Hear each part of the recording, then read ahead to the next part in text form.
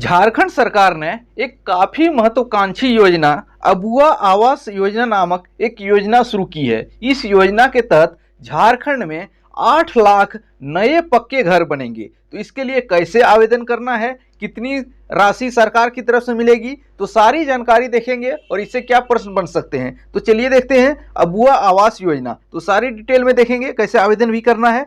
तो अबुआ आवास योजना, यह योजना क्या है? तो प्रधानमंत्री आवास योजना के तर्ज पर आर्थिक रूप से कमजोर सभी जाति के लोगों को 3 कमरों वाला पक्का आवास उपलब्ध करवाना।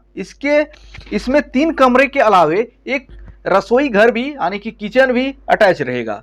यानी कि यह योजना तो पहला क्लियर हो गया, यह ना ही सिर्फ ओबीसी एसटी एससी के लिए है, सिर्फ सभी जाति के लिए इसमें आ सकते हैं। कौन कौन आ सकते हैं? तो जितने भी कोई भी जाति झारखंड में निवास करते हैं सभी इसमें आ सकते हैं। क्राइटेरिया क्या है? आर्थिक रूप से कमजोर है उनके लिए यह आवास योजना उपलब्ध करवाया जाएगा। उसमें 3 कमरे का आवास बनेगा। इसमें साथ ही इसमें जो किचन है ये भी अटैच रहेगा। तो इस योजना के तहत कितने आवास बनेंगे? तो इस योजना के तहत 8 लाख नए पक्का आवास बनाने का लक्ष्य रखा गया है। इस योजना की घोषणा जो है 15 अगस्त 2023 को झारखंड के मुख्यमंत्री हेमंत सोरेन के द्वारा किया गया था। तो इसके तहत टोटल 8 लाख नए पक्के घर बनेंगे। पक्के घर बनेंगे यार, ध्यान दीजिएगा, कच्चे घर नहीं बनेंगे। क्या? पक्के घर बनेंगे। तो इसमें जो अभी चालू वित्त वर्ष है 2023-24, इसमें 2 लाख नए पक्के घर बनेंगे। इसके बाद जो नेक्स्ट ईयर आएगा 24-25, इसमें 3.5 लाख नए घरों का अप्रूवल दिया जाएगा। उसके बाद 25-26 इसमें 2.5 लाख पक्के घर का अप्रूवल दिया जाएगा। यानी कि टोटल 3 वर्षों में आपका 8 लाख नए पक्के घर बनेंगे। तो यह योजना जो है 31 मार्च 2026 तक के लिए है। इसके लिए बजट में 16,320 करोड़ का प्रावधान किया गया है। यह जो अबुआ आवास योजना है इसका जो खत्म होने का डेडलाइन रखा गया है 31 मार्च 2026 और इसके बीच 8 लाख नए घर बनाना है। इसके लिए बजट में कितना प्रावधान रखा गया है?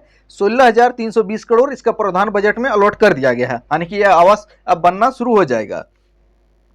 किसको यह आवास मिलेगा? सबसे बड़ा प्रश्न तो यही उठता है। तो आवास तो मिलेगा, लेकिन किसको? तो यह आवास उन लाभार्थी को मिलेगा जो कच्चे घर में रह रहे हैं। तो जो कच्चे घर में रह रहे हैं, झोपड़पट्टी में रह रहे हैं, उनको यह आवास मिलेगा। साथ ही उसके अलावा निराश्रित है, यानी कि इनका कोई भी अकेले है, उनका कोई नहीं है, आश्रित इसका नहीं है। प्राकृतिक आपदा के शिकार परिवार जिनका आवास जो है किसी प्राकृतिक आपदा के कारण इसमें आ गया है तो उनको आवास यह मिलेगा। कानूनी रूप से रिहा किए गए बंधुआ मजदूर जिन्हें केंद्र और राज्य सरकार के सरकारी योजनाओं का लाभ नहीं मिला है। तो सबसे बड़ा प्रश्न उठता है, अगर आपको प्रधानमंत्री आवास योजना का लाभ मिल गया है तो यह अबुआ आवास योजना का लाभ मिलेगा क्या? नहीं। तो इसमें साफ साफ जो नियमावली है उसमें जिक्र कर दिया है कि केंद्र सरकार के जो प्रधानमंत्री आवास है, इंदिरा आवास योजना है, झारखंड सरकार का जो वेद व्यास आवास योजना है, इसके अलावा जो भी योजना है जिसके तहत आवास का निर्माण किया जाता है, इन योजनाओं के तहत अगर आपको आवास मिल चुका है तो इस योजना में आप शामिल नहीं हो सकते हैं। तो इस आवास जो बनेगा इसका क्या मुख्य विशेषता रहेगा? तो इसका विशेषता जो होगा जो है इसका क्षेत्रफल क्या होगा? 31 मीटर स्क्वायर, यानी कि लगभग 335 स्क्वायर फीट के आसपास आपका क्षेत्रफल रहेगा। 3 कमरे और किचन का आवास।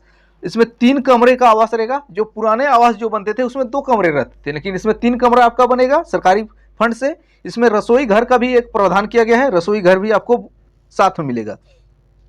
तो आवेदन कैसे करना है? आवेदन ऑनलाइन होगा या ऑफलाइन? तो आवेदन करने के लिए आपको कुछ नहीं करना है, सिर्फ आपको ग्राम सभा की जो बैठक होगा उसमें जाना है। तो लाभुक की सूची जो है ग्राम सभा की आम बैठक में तय की जाएगी। यानी कि जब आपके गांव में ग्राम सभा की बैठक होगी तो वहां आपका लिस्ट चढ़ाया जाएगा। उसी में आपको शामिल रह के अगर आप चाहते हैं कि मेरा आवास हो तो लिस्ट में पहले नाम चढ़वाना जरूरी है। अगर लिस्ट में नाम नहीं चढ़ा रहेगा तो आपको योजना का लाभ मिलने से वहीं आप कट गए। तो लिस्ट में नाम चढ़वा लीजिएगा जब आपका आसपास ग्राम सभा की बैठक होगी। और तो लिस्ट में तो सभी को नाम चढ़वा लेंगे, क्या सबको आवास मिलेगा? तो सबको एक साथ आवास नहीं मिलेगा। प्रतीक्षा सूची के आधार पे वेटिंग लिस्ट तैयार किया जाएगा, उसके आधार पे आपको आवास मिलेगा। उसमें भी आरक्षण की व्यवस्था उसमें भी मान सकते हैं, कह सकते हैं। जिनके पास आवास नहीं है यानी कि कोई भी घर नहीं है उनको पहला वरीयता दिया जाएगा। उसके अगर आप आदिम जनजाति की श्रेणी में आते हैं, यानी कि जो 8 आदिम जनजाति है उनमें आते हैं, तो उसको भी पहला श्रेणी मिलेगा। आप विधवा हैं, आप विकलांग हैं, तो इसको आपको श्रेणी आएगा। तो उसी तरह श्रेणीवार बांटा गया है। इसके तहत कितनी राशि मिलेगा? इसके तहत 2 लाख तो आपको बैंक अकाउंट में मिलेगा, और लगभग 95 कार्य दिवस मनरेगा का जो आता है, 95 कार्य दिवस आपको मिलेगा,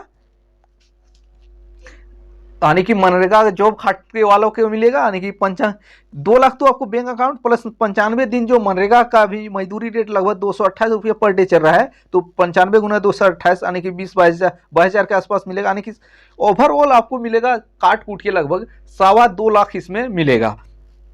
तो आई होप आपको अच्छी लगी होगी। तो जो इच्छुक हैं आवेदन कर सकते हैं, और जो छात्र हैं उनसे क्या क्या पॉइंट बनता है आप जान सकते हैं, क्या क्या पॉइंट बना है, इसके तहत कितनी सहयोग राशि मिलेगी, कितने बजट में प्रदान किया गया है, इस योजना की शुरुआत कब की गई थी, सारी जानकारी आपको क्लियर कर गया है। और आवेदन करने का पात्र कौन है, सारी जानकारी आपको क्लियर हो गया। थैंक्स फॉर वॉचिंग, मिलते हैं अगले वीडियो में।